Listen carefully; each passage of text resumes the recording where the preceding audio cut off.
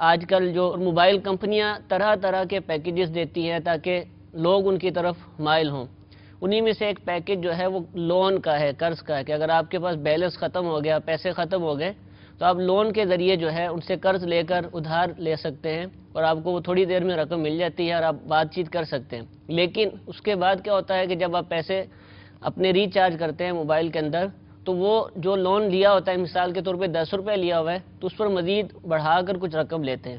تو اس طریقے سے لون لینا اور اس کے اوپر رقم کا کٹ جانا، یہ شرعی طور پر کیسا؟ یہ جو آپ نے سوال کیا، اس طرح کی چیزوں کو عام طور پر لون لینا کہتے ہیں۔ کمپنیوں نے اپنے اس کے حساب سے اس کا لون کا نام رکھا لون کا ہوا ہے، نام دیا ہوا ہے۔ لوگ بھی اس کو قرض سمجھتے ہیں۔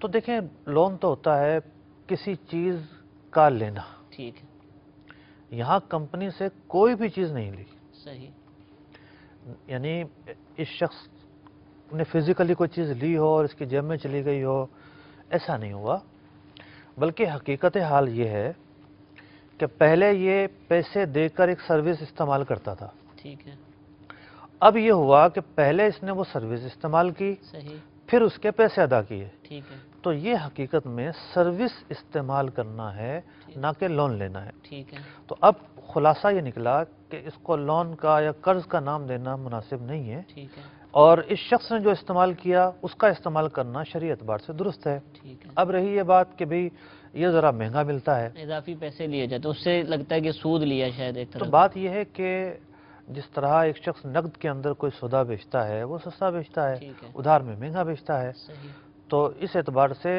نقد اور یعنی پیشگی قیمت کے بدلے سروس دی گئی وہ ایک صورت تھی، ٹھیک ہے، سروس دے کر پیسے لیے گئے یہ دوسری صورت تھی۔ صحیح، تو اب وہ جو اضافی پیسے ہیں گویا کہ پورے پیکج پر جو بھی اس کو ملا ہے ٹھیک ہے، وہ گویا کہ وہ پیکج مہنگا دیا گیا ہے۔ صحیح، تو یہ صورتحال ہے، اور ایسا بھی نہیں ہے کہ لوگوں کو پتہ نہ ہو کہ جو ہم پیکج لے رہے ہیں یہ کتنا مہنگا ہے یا اس کی قیمت کتنی ہے، کنفیوژن بھی نہیں ہوتی، صحیح، اس کی قیمت متعین ہوتی ہے، معلوم ہوتی ہے۔ ٹھیک ہے، تو یہ شرعی اعتبار سے تو درست ہے، کوئی اس میں سودی معاملہ نہیں، ٹھیک ہے۔ کوئی غیر شرعی پہلو نہیں ہے۔